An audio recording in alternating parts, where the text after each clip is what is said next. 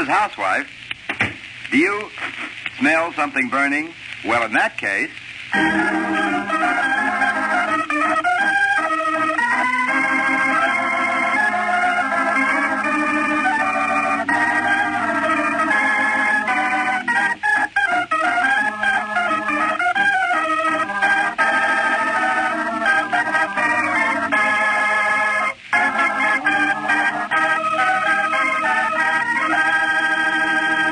Hello, girls.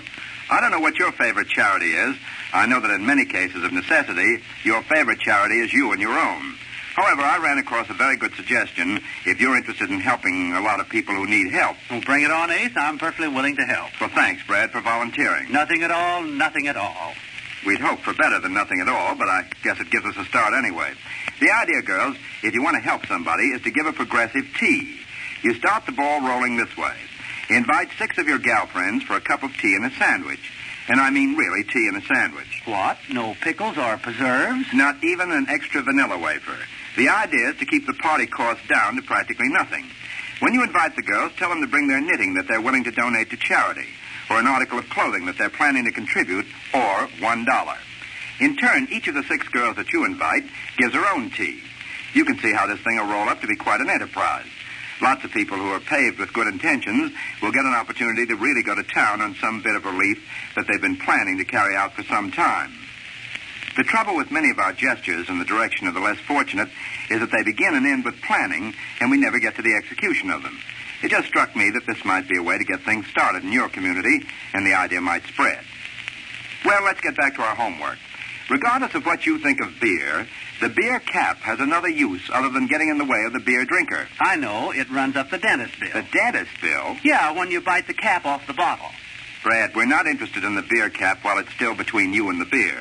You can do very little about using it then, but when it comes off the bottle, Mr. Albert in Fresno, California, says it makes a good scraper. He wants you to nail a number of caps with the sharp edges up on a board. If you don't want to nail them on a board, you can nail them to the door sill. Then on a rainy day, you can scrape the mud off your shoes. Oh, what will the neighbors say? When it's brand new, the neighbors will probably feel that you're trying to show them what a tough night you had the night before. But after it's gathered a little snow and mud from here and there, there'll be less news to the neighborhood. Have you a window that needs frosting, Well, there's no use running around for years playing peekaboo with a window that gives everybody a wrong-eye view of what you're doing when you think you're alone. If you'd like to frost your own window, Mrs. Clark says in Sioux City, Iowa, they make a very strong solution of Epsom salts and vinegar. Epsom salts and vinegar? Epsom salts and vinegar. That's applied with a paintbrush, and when it's dry, you go over it with white varnish, if you're sure you want it to stick to the glass for good. Now, girls, just so you're not completely in the dark behind your frosted window, let's have Junior tell you what it's all about.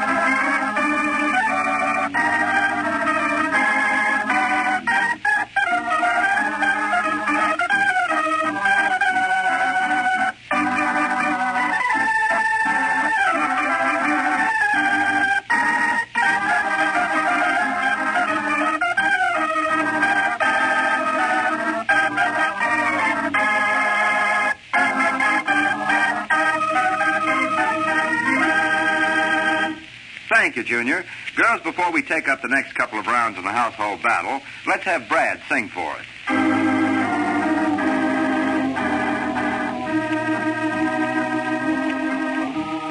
Last night we met, and I dream of you yet, with the wind and the rain in your hair.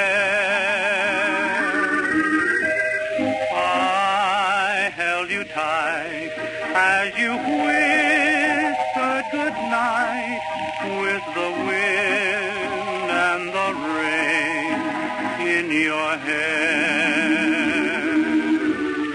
Now it will be my favorite memory, that vision of you standing there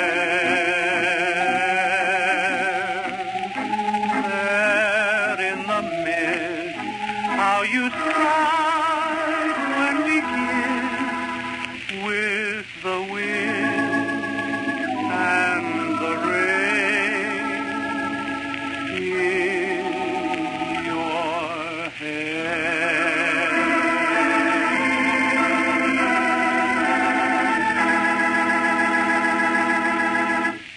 Girls, do you happen to have an intimate friend who owns a carpet firm? Well, you better have Mr. and Mrs. Carpet Firm right out over to dinner. It turns out that they'll be more useful to you than you had any idea. They better be if we're going to feed them. Well, of course, I don't think you can just use people for what they're worth and not care, but it's just as well to fit your plans in with your friend's occupations, I always say. I wish I had a friend who could print money. I did have a friend who could print money, but he'll be away for some time, they tell me. Well, anyway, in the case of the Carpet Firm family, Mrs. Hughes in Matawan, New Jersey, will help you make your plans. She says carpet firms discard discontinued rug samples. So far, they've been throwing them out. But now you can change all that if you want to. These samples are bound and usually measure about 9 by 12 inches and 9 by 4.5 inches. I wrote that down. All right, now that you know that, remember it. When you have the Carpet Firm family firmly filled with your good food, sidle up to Mr. Carpet Firm and give him a nudge and say, "Thrown away any samples?" That will take him by surprise, won't it? Yes, but you tell him immediately that you have a use for old carpet samples. You see, the carpet samples, if they're sewed together, will make a dandy rug themselves. On the first row, you sew a light color to a dark one. On the second row, you sew a dark color to a light one. When your rug's the size you want, you sew smaller ones around the edge for a border. This gives kind of a tiled effect, and it can be used in front of the fireplace or in the bathroom. Of course, having talked out so loud, I suppose that any of the carpet firms who've been discontinuing and discarding samples will not continue to discontinue. It's certainly understandable because they want you to buy new carpets rather than making them at home. I think we've given everyone a fair chance, though. This brings up something else that you shouldn't throw away. Not only are you not to throw away any stale bread, but you're not to throw any bread away that is turned to any extent from the fresh side. If the bread has kind of a sleepy look and looks as if it's about to mold, Mrs. Horace in Sherbrooke, Quebec, says that it's the moment that you're to toast the bread, and you'll be able to use it. You don't have to toast it thoroughly, of course. Just give it a light toasting, and it'll discourage any bit of mold that has any ideas of squatter privileges on your semi-stale bread. Now that we've stopped your bread from molding, let's start Brad Reynolds singing. Brad, sing Come Back to Erin.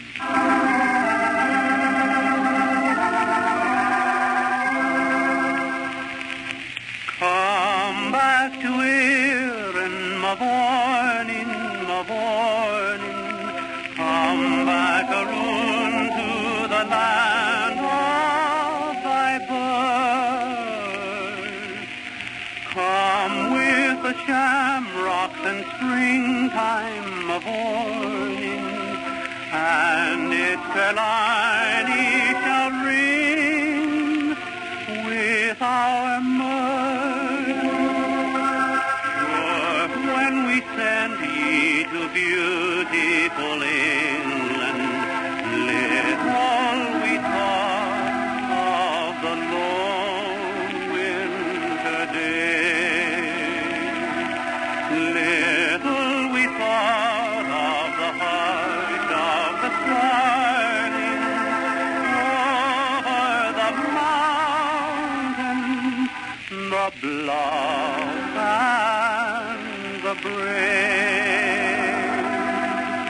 Then come back to Erin, my morning, my morning. Come back again to the land of thy birth. Come back to Erin, my morning, my morning. And if Melanie shall ring with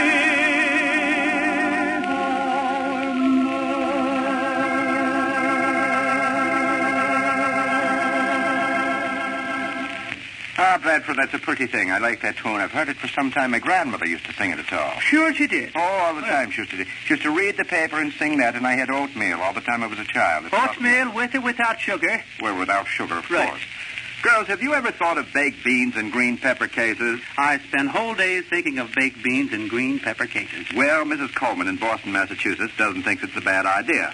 Why don't you try gathering together 4 large green peppers and 1 18-ounce can of oven-baked beans?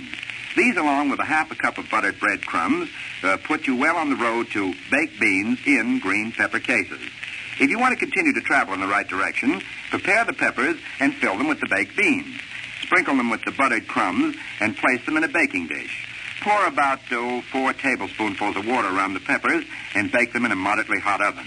You know, you bake the peppers until they're tender and the crumbs are brown. I'd rather have meatballs. What, no baked beans and green peppers?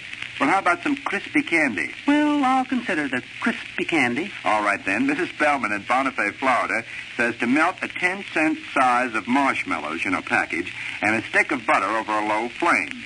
Then add a teaspoonful of vanilla and a package of that crisp rice breakfast food. You don't stand there looking at it, but you stir it until all the grains are coated. Then you remove it from the fire. Is it time to eat it yet? No, you shape it with a spoon or your fingers into egg-sized pieces, and then sprinkle the pieces with sugar and put them on a buttered platter. And lick the spoon. Junior, while Brad's licking the spoon, will you mind the store?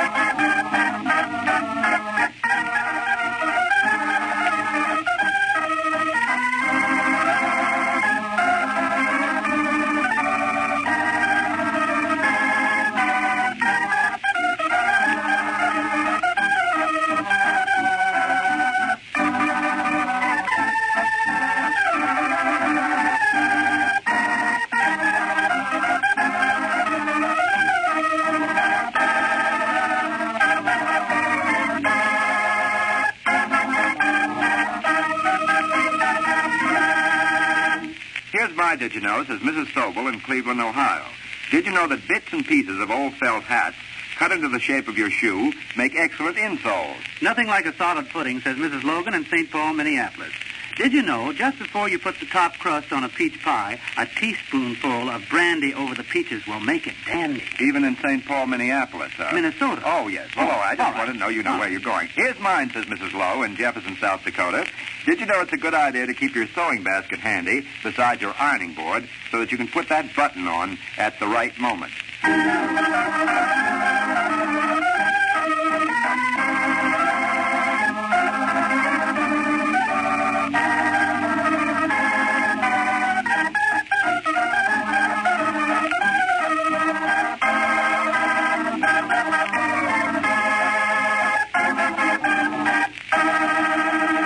Mrs. Housewife, I hope there's nothing burning.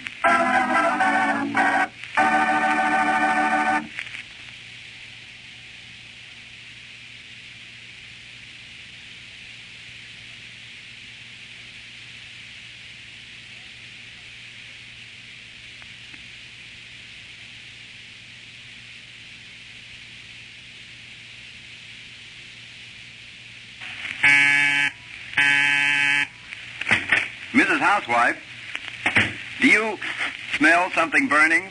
Well, in that case...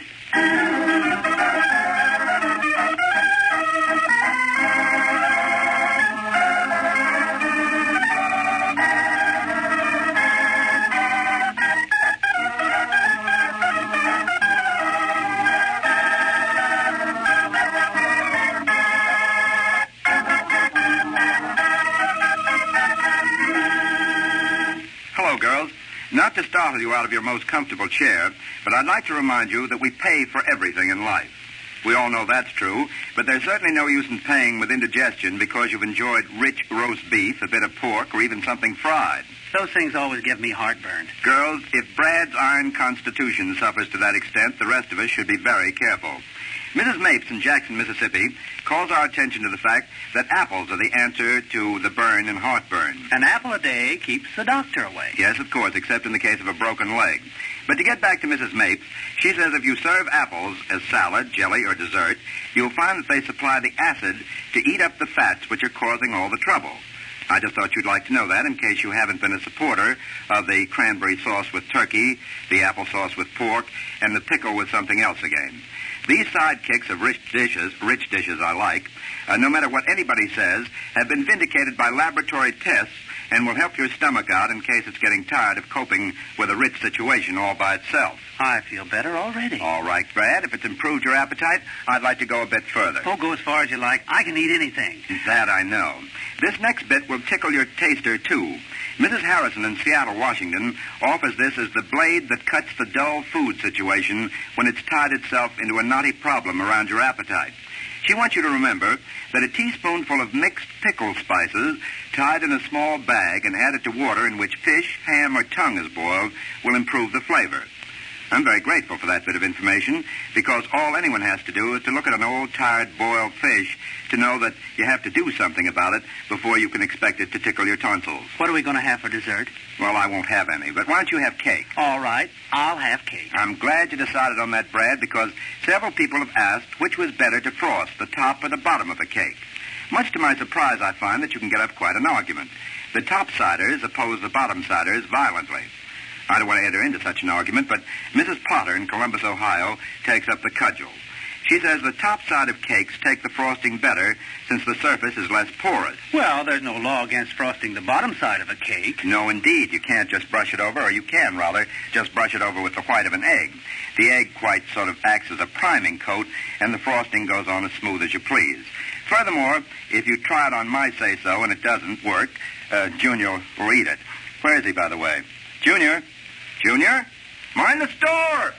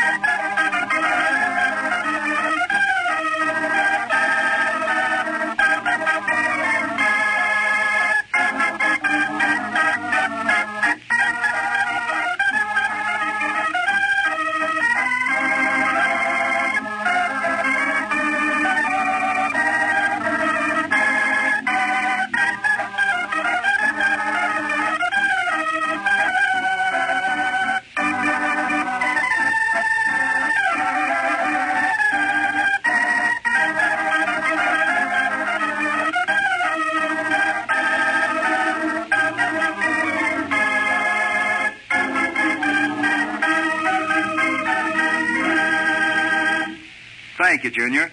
Every time you're behind the counter, you make a sale. Girls, we want to go on with several other things, including the care of stainless steel and even a note on storing linoleum. But before we put you to work again, let's have Brad entertain us all with a song called Forgotten.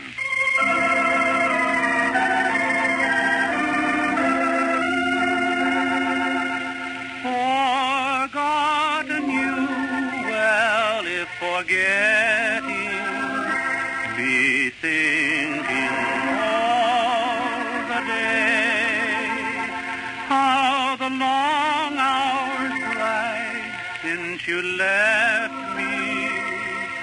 Days seem years with you away. Forgotten you, well, if forgetting be yearning with all my heart, with a longing half pain and half rapture for the time when we never shall part. If the wild wish to see hear you, to be held in your arms again. If this be forgetting, you're right, dear. And I have forgotten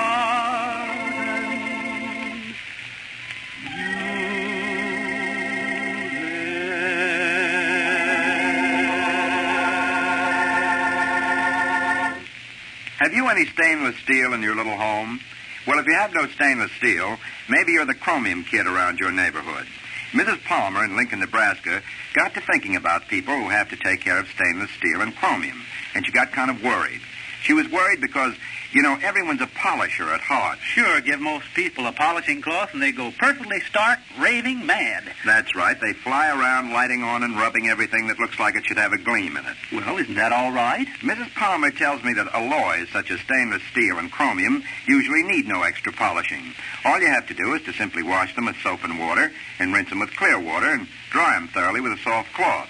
Now, girls, if you're going to be awfully hurt about that, and nobody's given you an old piece of brass to carry out your polishing plans, you can polish stainless steel or chromium, but it's not a good idea to go any further than using a paste of whiting and water.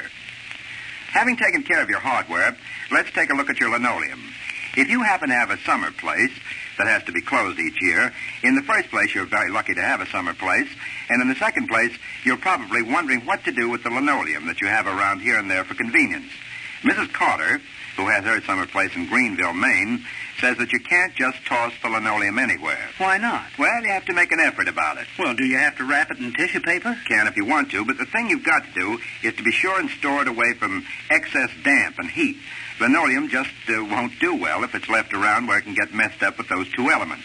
What happens to it? I don't know. It gets kind of linoleum rheumatism, I guess. Anyway, girls, the thing to remember is to store it high and dry, but in not too hot a place. Here's an item I don't quite understand. That really goes for a number of items, but this one particularly. Perhaps those among you who've done quite a bit of backyard cooking or who take to the forest primeval in the summertime will find it easier to figure out. Mrs. Gordon in Butte, Montana, says that a sheet of asbestos paper rolled into a cone shape will act as an oven when it's placed securely in the fire. How do you mean? You stick the small end in the fire, Brad, and it offers you a place to bake apples and eggs and potatoes or hot dogs. I suppose she means, girls, that you're to toss them in like a horn of plenty, and the fire lapping up the sides of the asbestos will turn them quickly into something to eat. Now that we have the fire burning brightly, let's warm our hands by gathering around Brad Reynolds as he sings My Pet Brunette of All Things.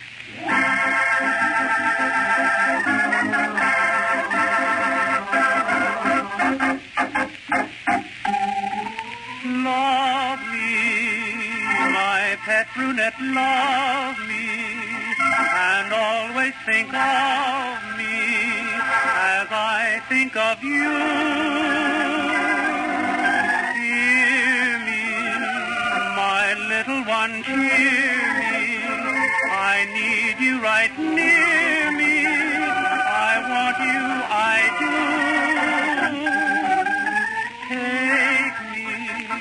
My pet brunette, take me. How can you forsake me? Why won't you be true? See, dear, have pity on me, dear, and answer my plea, dear. I love only you.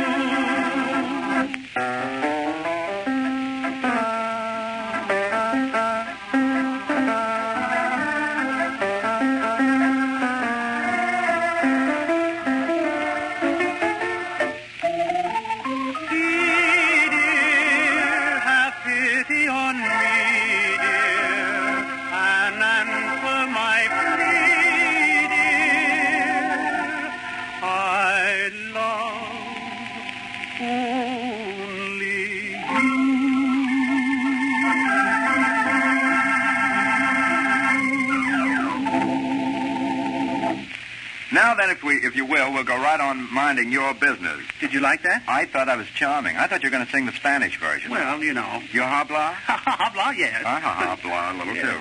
Well, anyway, to get back to Mrs. Hill, who is in Halifax, Nova Scotia, she offers what may be the solution for your dinner problems for this evening. Her advice is, when in doubt, go stuff a vegetable. You mean have stuffed tomatoes? Oh, well, some people think that the only thing that can be stuffed is a tomato, but, of course, that isn't true. You can even stuff a sofa. That makes very bad eating, though. That's true. Let's call your attention. We want to call your attention to the fact that you can stuff eggplant, onions, cabbage, cucumbers, and, of course, green peppers. Vegetable stuffing is an excellent way to use leftovers like ham or any meat that's in danger of going to waste. You're to cook all such vegetables, of course, until they're tender. But you don't keep them over the fire until they collapse. A caved-in stuffed pepper is sort of a dismal thing to run into of a rainy evening. I think a depleted cucumber is pretty sad, too. Anyway, to wind all this up, a stuffed vegetable is a good main dish for either luncheon or dinner, and it usually looks fancy enough so that no one knows you're slipping one over by using what you have left in the icebox. Oh, speaking of leftovers, open the refrigerator, Brad, will you? Yes, sir. Oh, look, Junior has something on ice. Well, Junior, why don't you come out and tell us about it?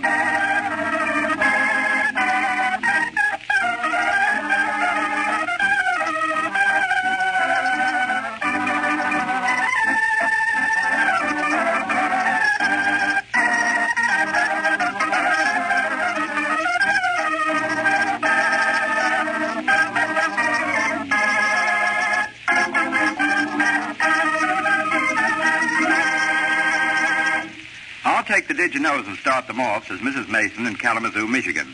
Did you know that marshmallows make good candle holders on a birthday cake? I have one you may have used, says Miss McKay in Philadelphia, Pennsylvania. Did you know if ice is rubbed on chewing gum when it's stuck on clothes, it will harden it and make it easy to remove? That's all right with me, says Mrs. Sullivan in Waxahachie, Texas. What a name. Waxahachie. Well, anyway, did you know that it's an easy way to remove grass stains is to cover them with table syrup, let it remain overnight, and then wash it in the usual way?